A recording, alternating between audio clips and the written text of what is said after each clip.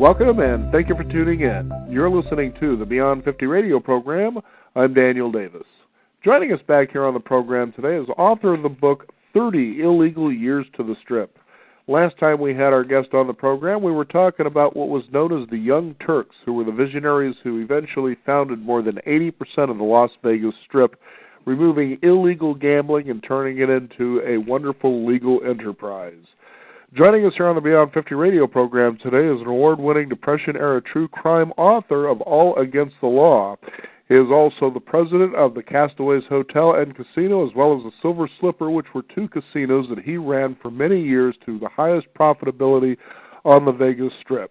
He also spent nearly half a century putting together 30 illegal years, and this is someone who had a lot of first-hand accounts and talked with the gangsters themselves to be able to get the real story that's out there.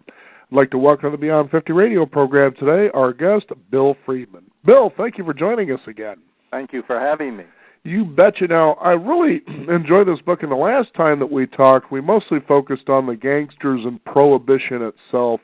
And, you know, it was really amazing that as you begin to, as you clearly go through the book, that there's so much more to it. And this time I thought it would be really interesting to concentrate on the fact you've got a gangster, he's doing the illegal activity, but he's mainly supplying basically a want or a need that people want. You know, they wanted alcohol, they wanted to be able to gambling and just kind of loosen up, especially during the Great Depression. But there were a lot of legal people that were on the take as well, so I thought corruption would be an interesting way to approach this as well, because there are a lot of myths that you really break in this book about people we know about. For instance, we're taking a look at J. Edgar Hoover, you know, who was Tom Dewey, and even Elliot Ness. And it's pretty phenomenal what you've wrote in here about who these characters really were and what they were up to. Yeah, it's very different than as you say, a great American myth has been developed. And most of my material that didn't come directly from the people involved came from the great investigative reporters working for the newspapers at the time. So anyone could have gone after this information, but for whatever reason, the authors didn't take the time and effort, so that all of this has been unknown until now. Mm-hmm. Now, of the gangsters that you feature in the book, how many of them did you have direct first-hand accounts with when it came to getting the story? Well, of the three biggest Prohibition gangs, there was 7 leaders.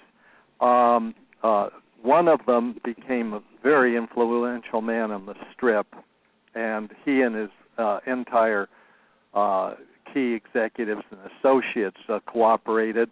The man who was in the biggest gang, by the way, that man was named Mo Dalitz, and he built the first great high-rolling casino on the Strip, the Desert Inn, and then the largest casino and hotel in the world at the Stardust, and hit both ends of the economic spectrum. The biggest gang in Prohibition, I knew a man who was known to everybody as Jimmy Blue Eyes. I don't think anybody knew his name. That was what everyone knew him as. His real name was Vincent Allo, and he was Charlie Luciano's best friend, who was the most influential gangster in history in terms of the underworld, and he was also Meyer Lansky's closest friend and lifelong partner in illegal and legal casinos. So those two men, and then of the other key people, I knew their associates because all 4 of the biggest Prohibition groups, as you mentioned, built 80% of the Strip resorts over a 20-year period from the Flamingo through Caesar's Palace, and their associates were there. So I talked to the associates to get their inside look at all the data I had collected, reading 153,000 old newspapers and over 200,000 pages of FBI records, and a lot of court records. You know, and it's pretty interesting because when you consider the crime novels, especially surrounding these gentlemen that you feature here in 30 Illegal Years, is that a lot of them, as you were saying earlier, really didn't seem to do their homework. You know, it was sort of like, I'm going to grab some press headlines, maybe a magazine article here, and, you know, maybe however they went about their research. But they started creating work that was intended to be non-fictionalized, but it was actually seemingly more fiction than reality, wasn't it? Yeah, unfortunately, the people that have written about early organized crime, they were writing fiction. And what it looks like they did to me, because, I've really studied this, is what a Hollywood historical movie does.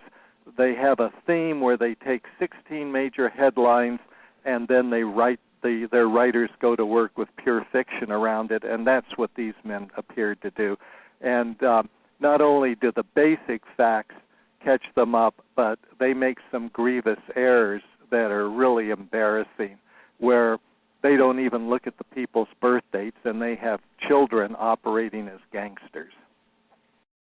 Now, we'll start off when you just mentioned earlier Mo Dalitz. He wasn't really one we really talked about last time you were on the program, but I'd like to start with him because as we look at all the hands that were in the pot, there was certainly more than enough of them who were supposed to be representing the law and protecting the citizens of the United States. And I found Mo Dalitz, as you were talking about his story in the book, I remembered this movie. I've only seen it once, but it goes back many years, starring Liza Minnelli, called Lucky Lady, I believe. Are you familiar with that one?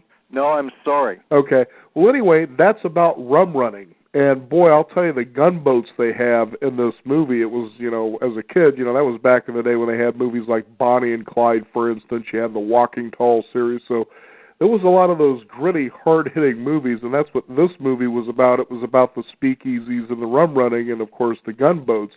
And you describe those boats to an accuracy when you talk about the story of Mo Dalitz and how he was running liquor from Canada down to the United States. Yeah, and these three gangs, the main three, there was four that came together, and one of them was the Chicago gang, but the big three that we're talking about that were headed by the seven men called the Young Turks in their time, they all came, of course, from inner city poor neighborhoods, but they financed a humongous empire, and it is absolutely amazing. We know that the number one and two gangs, they were based in Manhattan, where over half the wealth of the nation was, and then Dalitz was supplying all of the Midwest, including supplying Capone, and he was coming across from Canada, as you said. The other two were bringing freighters in from Europe and Canada and of course the Caribbean nations with rum. But they were bringing in the finest liquors in the world, and they had these huge freighter fleets. They would come in the middle of darkness right up to the territorial water limit. And there they had a large fleet of speedboats. They'd load up. They took off into the darkness with the Coast Guard and pirates chasing after them. They'd go to the shores along the East Coast in isolated areas or into business sections that were closed at night. And there they'd unload and give this to huge convoys which took off.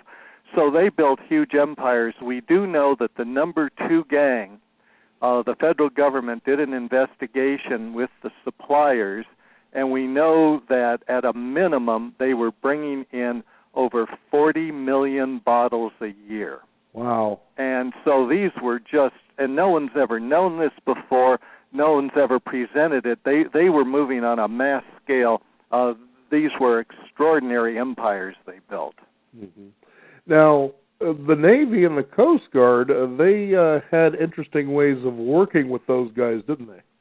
Yes. The Navy, of course, would watch this, but they couldn't go in pursuit because their boats weren't as fast. But the Coast Guard, it had boats that would go that fast, but they could easily afford to give a Coast Guard crew more than their annual salary for ignoring one evening.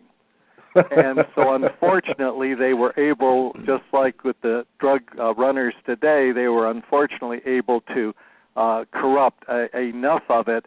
And what they tried to do was get the top officials in the Coast Guard, the operators that directed the ships, and once they had them and the operator on one of the Coast Guard boats, they could get the boat either to go to the wrong place or know where it was going and how to avoid it. Mm-hmm. Now, once they got it to the docks, though, that was also a different story as well, because you're dealing with, as you were saying, pirates, truck drivers trying to be on the take, but also law enforcement as well. How do they work with that? The second biggest group was headed by Frank Costello, who was involved later with illegal casinos and a huge national horse race booking operation, and most famous for having owned the Copacabana when it was the most glamorous and famous nightclub in America. And he brought his liquor in to a dock of a hospital. Remember, this was the middle of the night.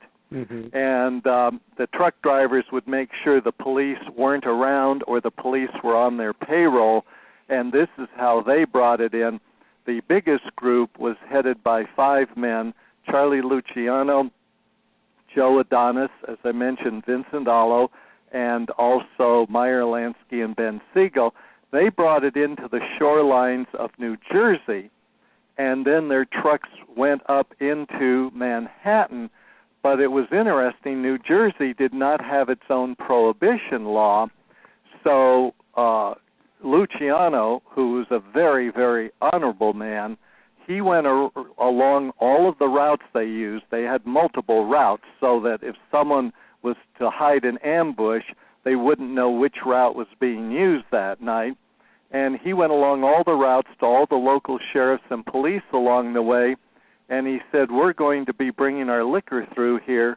There is no state law against our having booze, and you don't have the authority to enforce prohibition.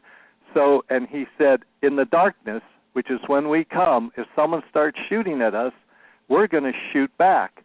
And we don't want to shoot you. We don't want you shooting at us.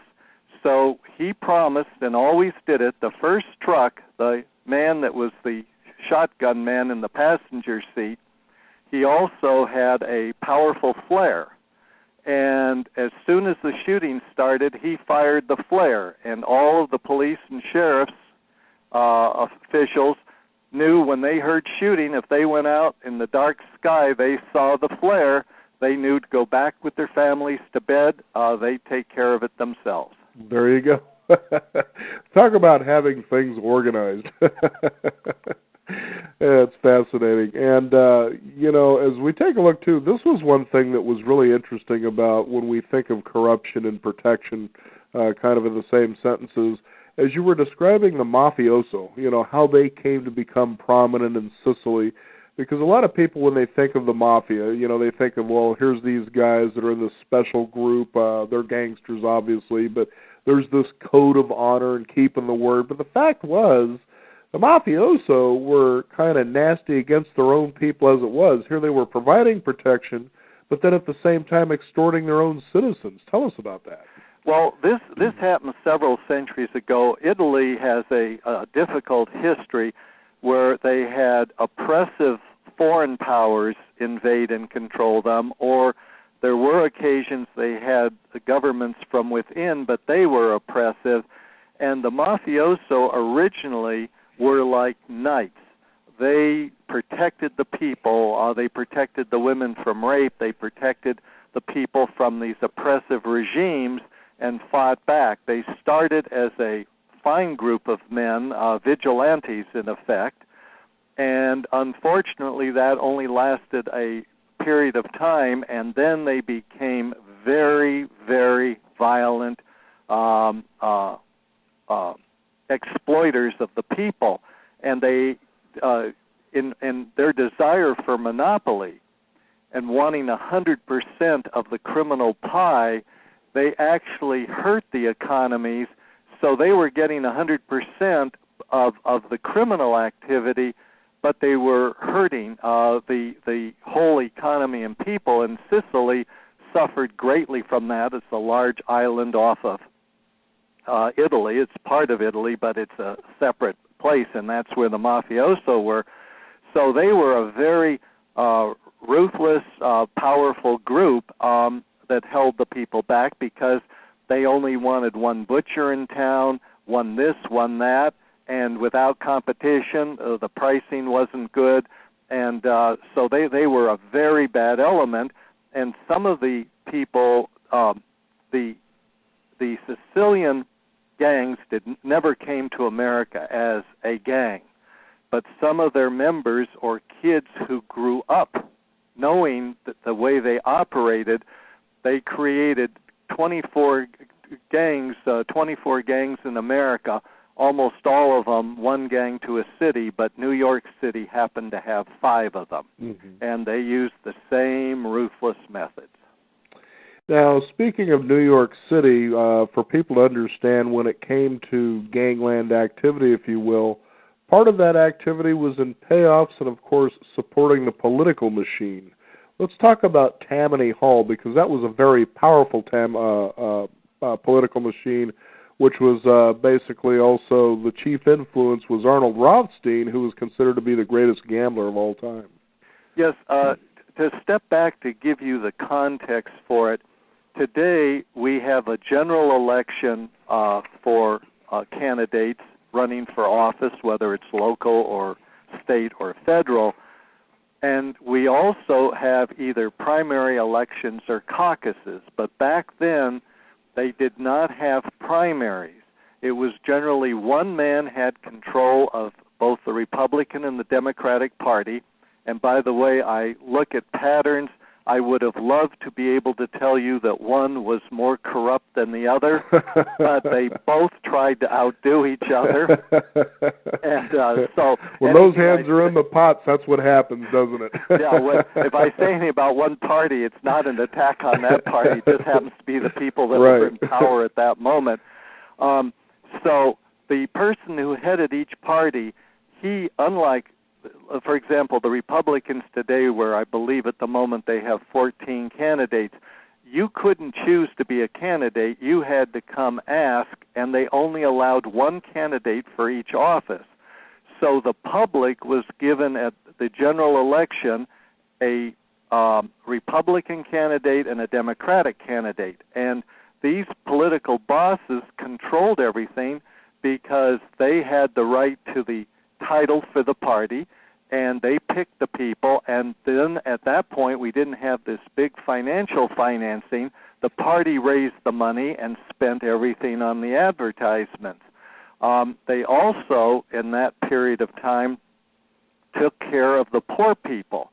Now, I'm not making these nice people. They were Machiavellian, but they did help the poor, because at election time, they would go out to all the constituents that they'd either gotten coal for or a job or whatever service they needed, and they'd say, you know, when you needed help, I was there, but I can only be there if my people are elected. You and everyone you know have to turn out for my slate so that I can continue to help you. Well, the thing was, although they did help people, they were stealing and getting government contracts for a lot more money than they were giving back to the needy. Mm-hmm. It's funny how all that works.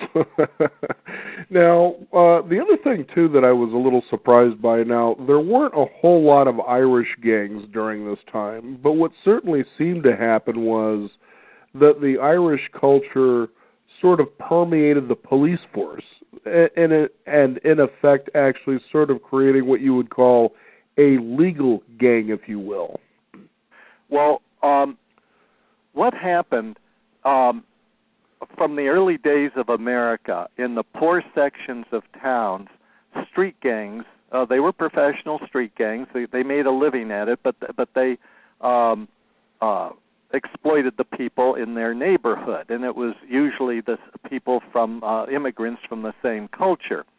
And then from 1840 to 1890, a whole 50 years, and thank goodness that the Immigration Service keeps these records because I went through their records by year.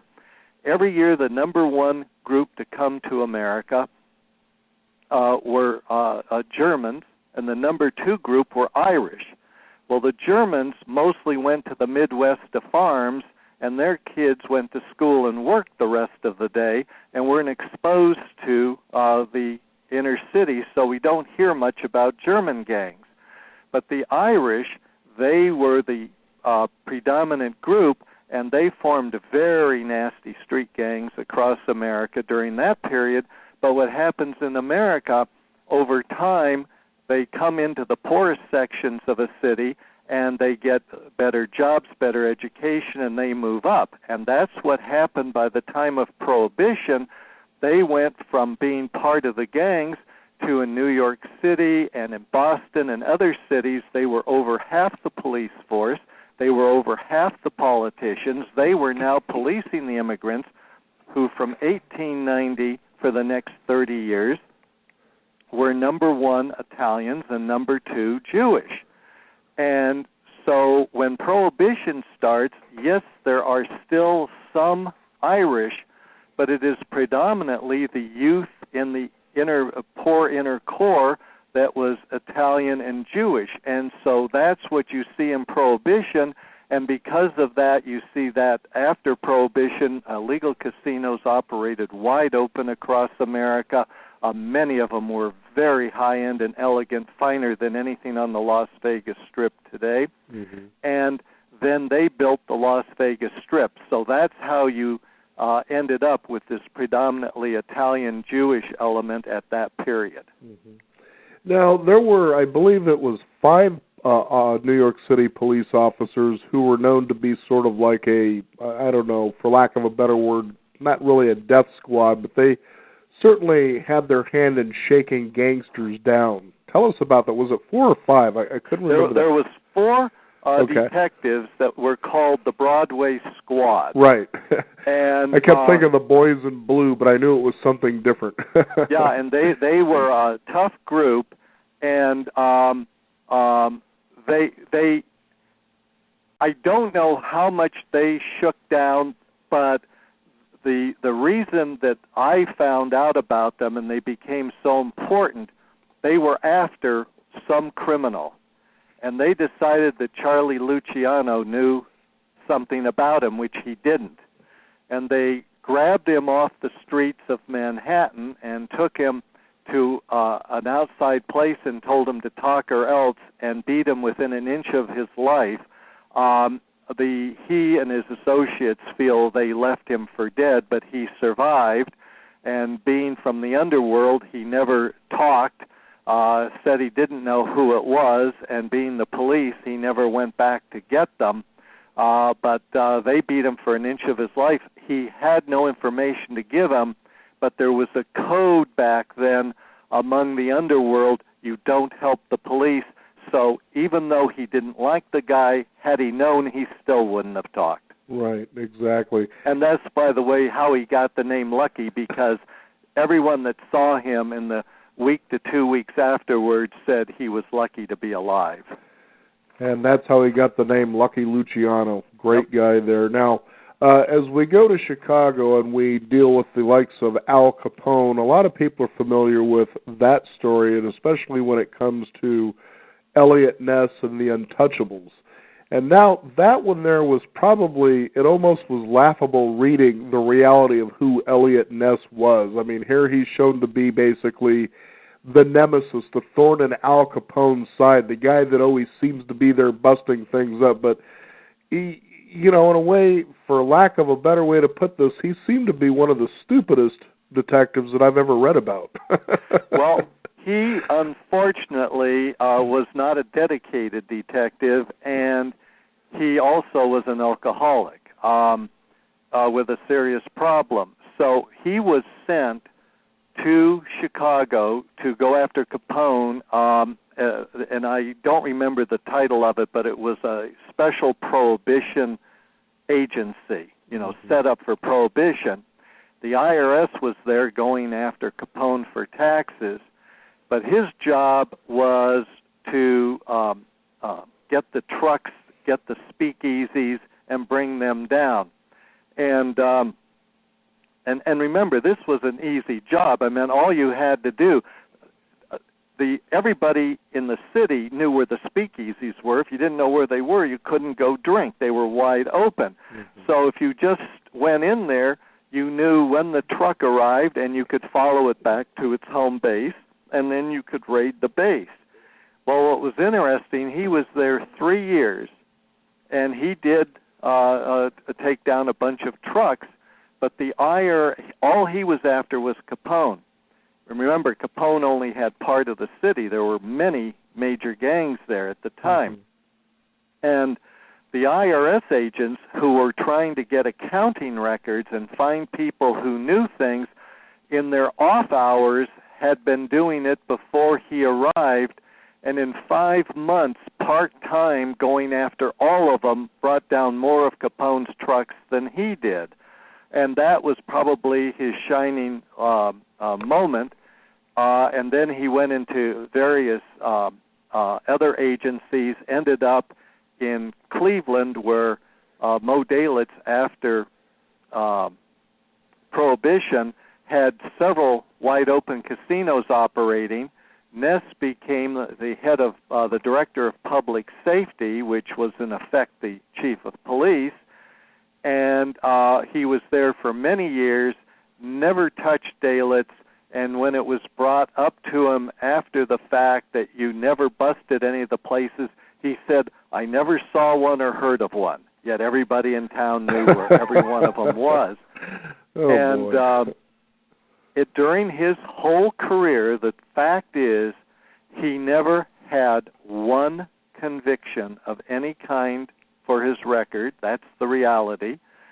And as an older man, he was a very, very heavy drinker, and someone said, let me write your story, which of course was all made up, and he sold it to ABC, the Untouchables.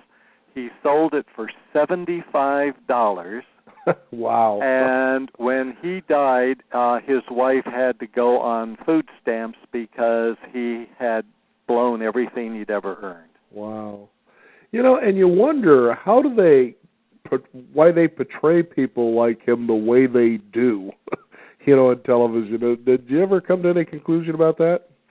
Yeah, they have a theme for television that all of these gangsters and hoods are thugs. Right. And of course, many of them start out as bullies on the block, and they go up. But this is a very interesting thing I learned, because I came from a very nice middle-class background with no violence in it. So when I got into this research, I'd become a dealer, and the executives in the pit behind me, most of them had worked in illegal gambling because there was no homegrown industry in Nevada, so every time a place opened, they had to bring in dealers and executives from illegal casinos. And I used to try to have a nightcap every night after work with one of these guys, because they were the most fascinating, independent, tough guys on the one hand, but all of them had never been in anything but gambling or alcohol, and I'll digress 1 second. The reason why I loved the guys I worked for, and I respected the 7 guys that are known as the Young Turks, they never got in any crimes but alcohol or gambling, and these were the people who built Nevada. And the reason is all of organized crimes after your money. They want to separate you from your money. But gamblers are a unique breed. They want your money, but they don't want to hurt you physically. Right. And for that reason, with my value system, I could appreciate, in other words, they did nothing, although it was illegal, that I wasn't doing that was legal. I was giving people free drinks at my tables. I was doing the same thing. But so that's what made these guys so unique. So to go back to when I started meeting these people, as I'd get to know the guys I worked for were beautiful guys. They had a tough persona, and they knew how to protect themselves if you pushed them around, but otherwise they had real good hearts. And as I got to know the big-time gangsters and this movie image of them, every one of them was a normal person. And if you think about it, politicians, businessmen, people in need go to these big-time gangsters because they want something from them. If they were big, scary, threatening people like the movies always show, nothing but tough talk all the time, no one would go there. They wouldn't be an option. They'd be terrifying.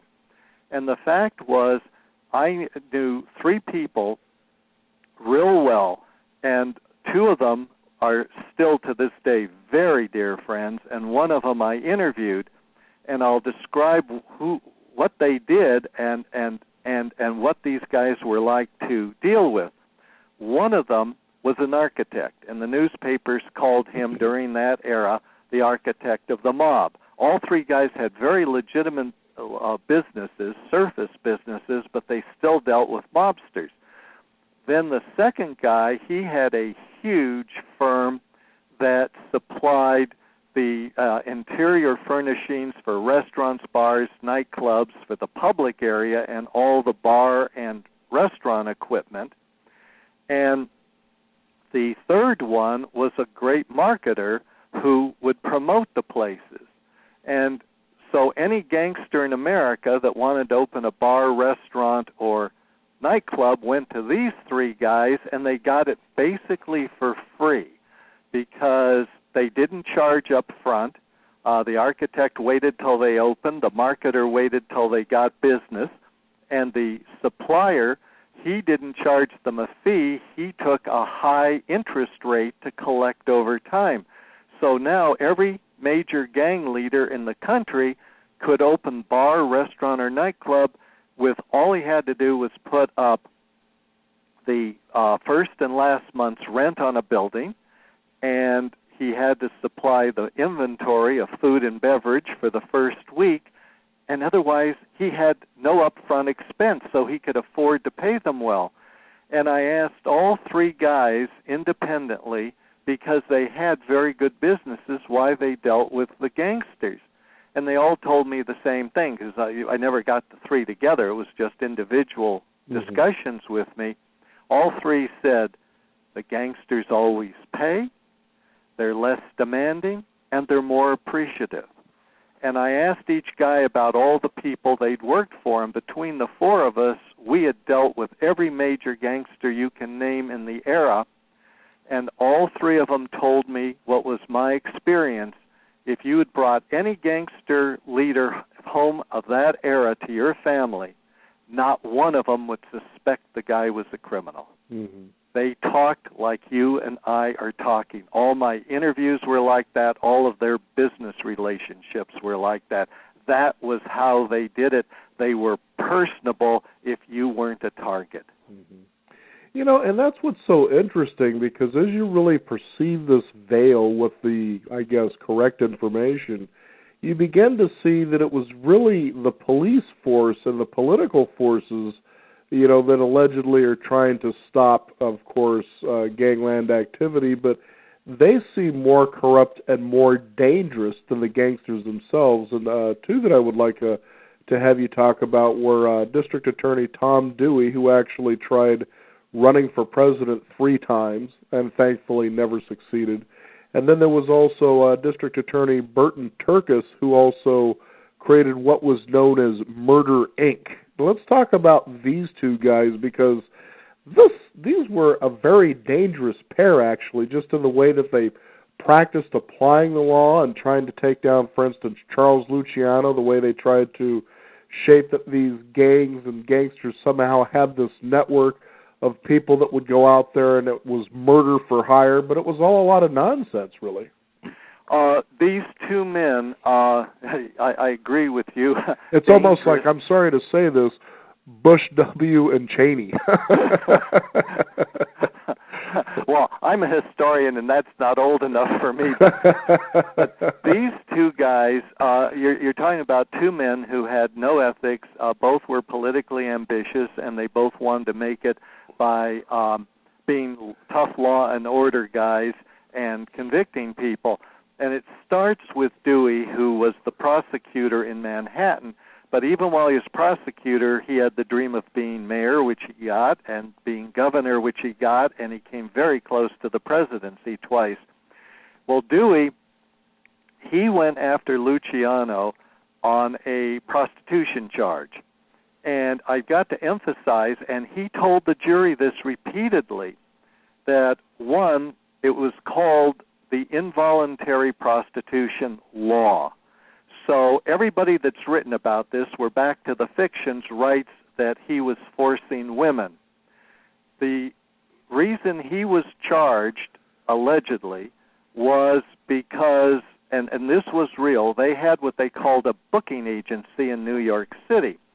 And the madams, who were mainly women working out of their apartments, so they'd have 3-4 girls in it. These weren't big operations, but they were all over town. They wanted to have fresh faces for their regular clientele, so every week the bookers would take a fee to send girls to a different location. Not forced, all voluntary, and Dewey told the jury this. And Luciano was supposedly, according to Dewey, behind it all, but Dewey even admitted to the jury he never made a penny. I show, of course, that for multiple reasons he was not involved, including a humongous 6-month investigation by Dewey with 65 New York police detectives and his huge staff. They couldn't find anything after 6 months of talking to every criminal they could find and everybody in the brothel business. There was no one that could put him anywhere but illegal casinos and prohibition. So he goes before the jury saying this was voluntary. It was the booking business they were going after, which was never more than a $300 fine, and he made no money on it. But what they did, they had a huge raid, and I don't know how many brothels they grabbed women from, but they had 120 madams and workers, and they held them without allowing them to get to attorneys or any freedom or bail, and many of them were drug addicted, and they'd take away the drugs and give them back until they testify. 3 girls testified before the trial jury that they had been somewhere. Luciano wasn't there, but one of the guys that was talking from the booking agency mentioned the name Charlie. How that was ever let in is beyond me. Mm-hmm. Name Charlie was there, so Luciano's supposed to go to jail. 3 of the women said that they had talked to Luciano himself. All 6 women immediately, they had to wait for the defense, of course, but immediately the defense got a family member, whether it was a boyfriend, husband, brother, to testify that the woman who testified earlier had told them it was all a sham, and they were doing it because they were pressured. To add to this, there was something in New York City that in New York State, but primarily New York City, it applied to, and it may or may not have existed in the rest of the country. I've never heard of it, but that doesn't mean anything. They call it a blue ribbon jury. Mm-hmm. And this was allowed in New York, but these 2 men you mentioned, Turkis and Dewey, were the only 2 that used it with any frequency. I think only one other DA even used it once. And what a blue ribbon jury is, and believe it or not, the United States Supreme Court approved it for grand juries, is the prosecutor gets to pick his personal friends and political allies for the juries. Well, how about that? And you can imagine how unfair that is. For whatever reason, the U.S. Supreme Court, because it's beyond me, allowed it for grand juries on the basis that even if someone's charged, they still get an unbiased trial jury.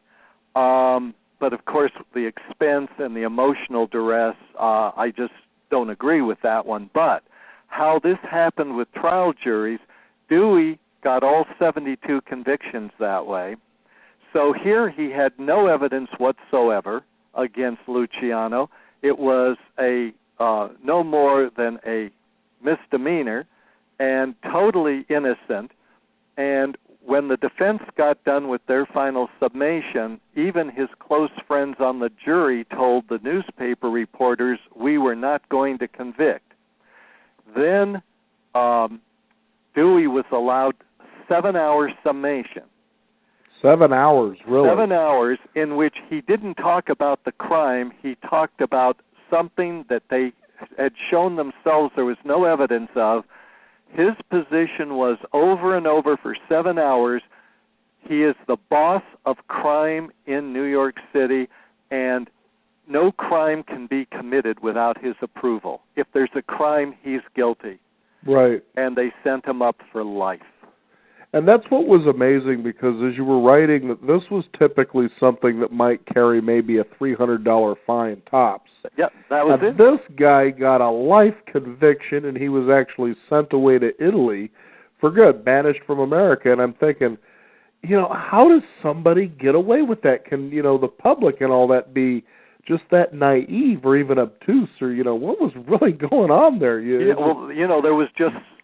first of all, these were his friends, but secondly, they were overwhelmed with 7 hours of hearing he's a criminal, he's a criminal, he's a criminal with no evidence. Right. What's very interesting is when he was deported, he was taken out to a ship, and Meyer Lansky and Frank Costello came to say goodbye. Well, the reporters wanted to talk to Luciano. Well, he didn't want to talk to them because they'd been writing this horrible stuff about him that wasn't true. So they got mad and said that they threw a huge party. Well, for them to throw a huge party would have meant political corruption, which J. Edgar Hoover, the head of the FBI, would have been interested in, so he investigated. And it's because I've got those files that we know that only those two showed up. The reporters lied with this, and Hoover was trying to find out what politicians would have allowed it, and his people reported, his agents reported, one, it didn't happen, and two, they said, as we talked to all the people that would know about it, we don't think that Luciano's guilty. And that's in the FBI documents, that they came to the conclusion just from that one investigation without going over the court records. They said, everything we're hearing, this man wasn't guilty of anything. Right. Mm-hmm. And what even makes this harder to swallow when it comes to Tom Dewey is this. Here you had some wide-open gambling casinos that were ran by, of course, Lansky, Costello, and Adonis, and yet and Tom Dewey was actually known to frequent these, or at least one or two of them, and these were within 32 miles of New York City. He knew about these, but he did nothing about shutting them down. They were illegal, but he didn't do anything. Yeah, and he was planning a third run for the presidency when Kefauver exposed that. The Senate committee, headed by Estes Kefauver, exposed that he allowed them to operate right under his nose, and that finished his law and order thing. This is what you find, and it's not just Dewey. And I was shocked by all this. So, when I started this, I had very idealistic view of America and the people who ran it, and so each step along the way, I just shake my head as I'd uncover it. But what I found with the law and order reformers is that they are usually worse than the average person. They have the right lingo for the electorate because they understand it. So what happens when Dewey or LaGuardia, who was mayor of New York, I'm picking them because they are people in the book because they were in power with the criminals I studied, or you have Huey Long, who was the senator and governor of Louisiana. When they take over with their law and order campaign, when they take power, they do put the existing criminals in jail or at least out of business. But then what they do is they have their own friends who are criminals, and they're taking the same bribes from somebody else. Mm-hmm. And that's what happened with Dewey. Well, Dewey was mayor of New York. You mentioned Tammany Hall. I forgot to go into that. That was the Democratic headquarters. When Dewey, the Republican, when he took over power, I'm trying to think of the name of it. I'm just not thinking of the name of the club, but the Republican club, they had a crap table in the entrance, and Dewey would stop there sometimes. And it was licensed. They were paying for the right to have the crap table there, and yet he was a strong law and order. When Mayor LaGuardia, which the major international airport in America in New York City is named after, when Costello, for the first 4 years, Costello supported him. He was a major figure in Tammany, but he supported LaGuardia, who was a Republican. Well, the second run, he supported the other candidate. For the first 4 years, LaGuardia left Costello alone. As soon as he supported the other candidate, Costello had 6,000 slot machines and little retail businesses across the city. They went and raided them and grabbed them. But then he had his own guy go in and put in pinball machines that paid off like slot machines. And this is what you just find over and over. They take out the people that are there, they look great in the press, and they reopen with their own brand of criminals. There you go. And of course, Burton Turkis was one who conjured up what was known as Murder, Inc. And as a result, there were 3 trials, as you were writing about in the book, that actually came to execute 7 gang members. They actually executed on something that really never existed. Yeah, and what happened is, this is the same time. This is shortly after just a few years after the Luciano conviction. Dewey's still a prosecutor, and he has great ambition. And Burton Turkis was in Brooklyn.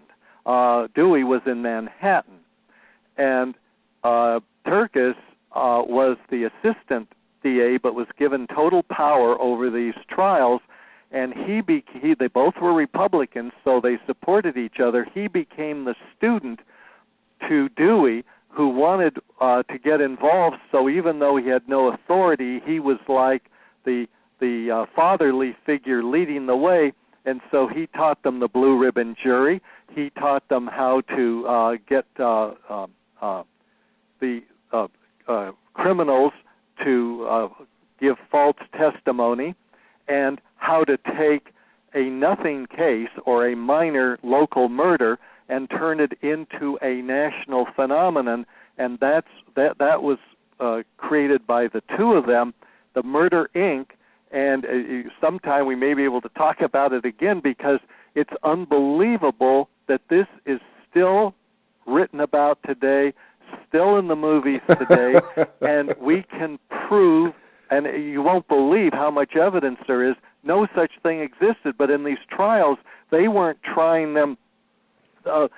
Real quick, the reason they did this Murder, Inc. thing, you couldn't get a jury at that time to give the death penalty, which they needed for their law and order tough guy thing, for one murder. You had to be like a serial killer.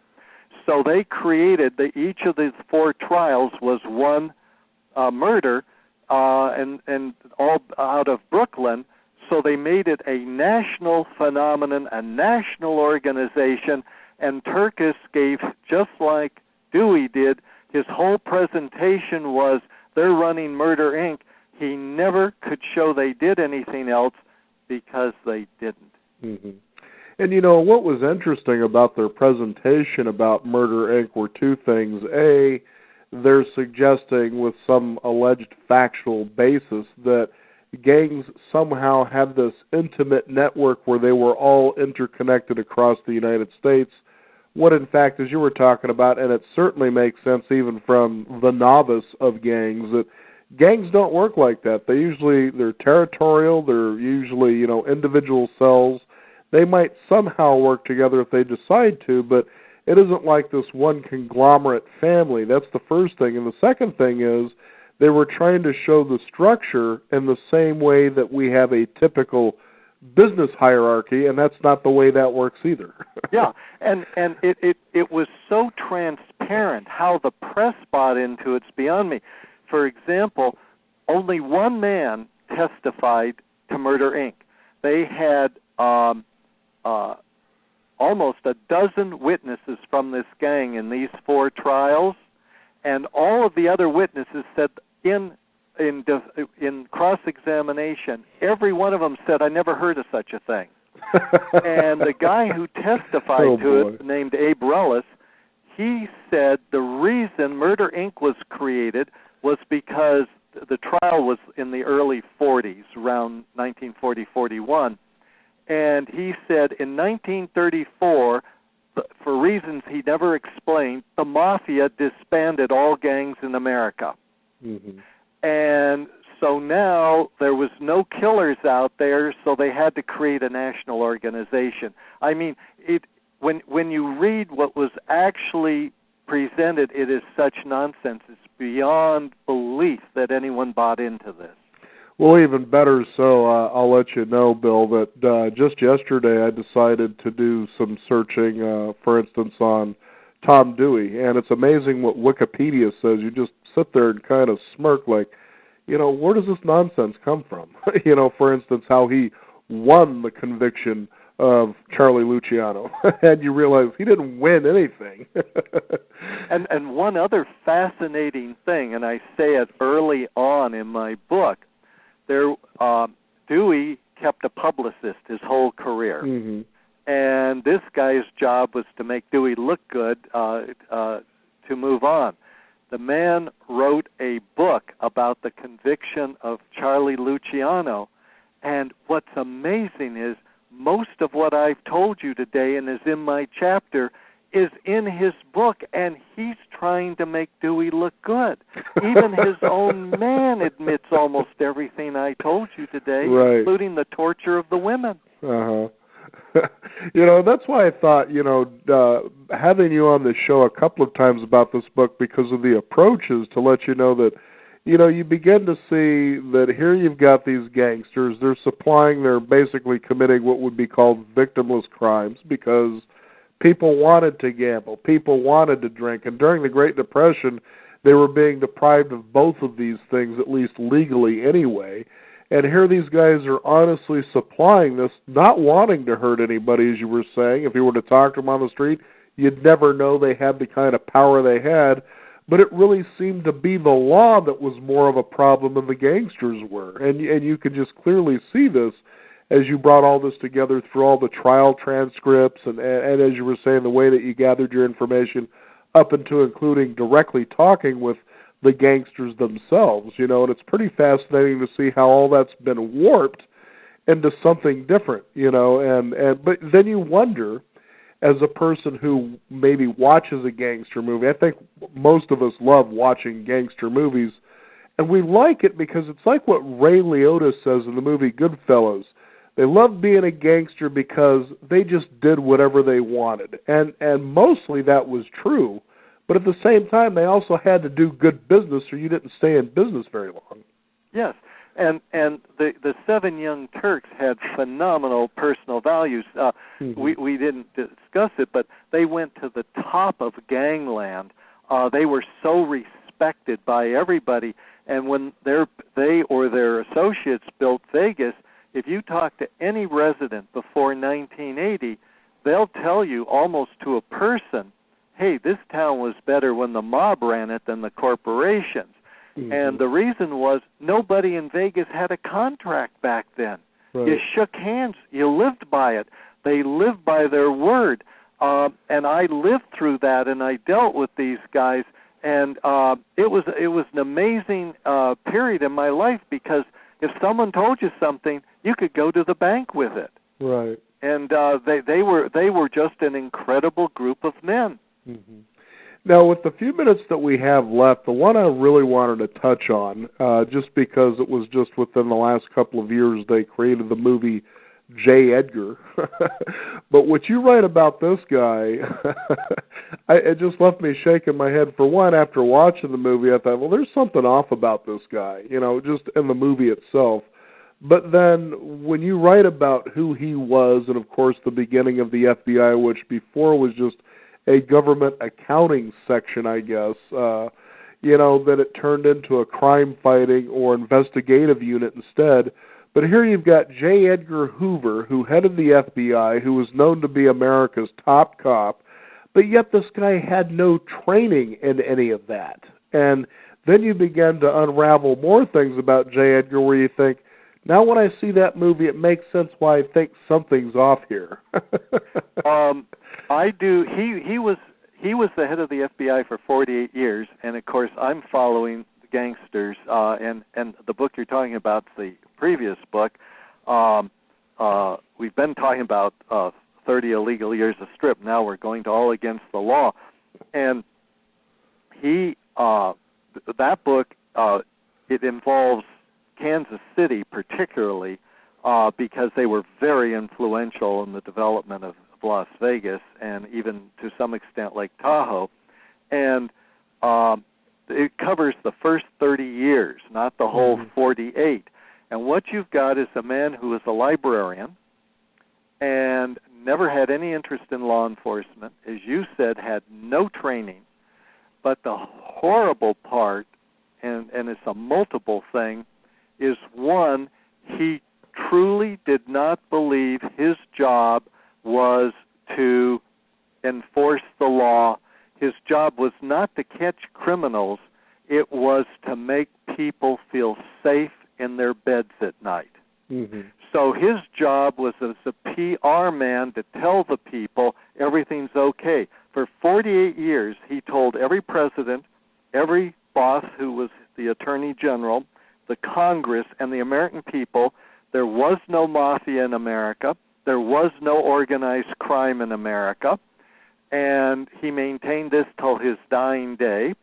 And he wouldn't let his people go after these criminals, the big time. So they proliferated across America. And what he did specialize in, he had his own personal political agenda, and he had his men during his tenure. Their job was to collect dirt on the politicians, on the rich, the powerful, the influential. And it's not a saying. The records of the FBI have been used by one fine historian after another from that era, and from their own words, all of this comes. It's not something where you investigate. There was a lot of other information, but it comes from the FBI, who they were after, what they were getting, how they were using it. One of his assistants, after leaving him, and I quote him, said when he would get some dirt on a family member, like a child got in trouble with drugs or something, Hoover would go to the senator or the congressman and say, we got this information, but I'm here to tell you we're never going to let anybody know. And as his assistant said, the message was, you do as I tell you from now on, and you're okay. There you go. Spoken like a true gangster, right? Yes. It's such a fascinating book, and I encourage the listeners out there to get this because you see truth in so many ways is stranger than fiction, and it sure is a heck of a lot more entertaining as well.